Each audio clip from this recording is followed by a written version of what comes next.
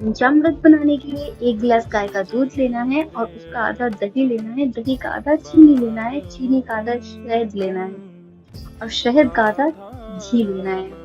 इन सबको अच्छे से मिला देंगे, फिर उसमें ऐड करेंगे हमारी पंचमेवा को और फिर अच्छे से उसको भी मिला देंगे। फिर उसमें ऐड करेंगे हमारे तुलसी दल को, ढक के रख देंगे और तैयार है हमारा पंचामृत।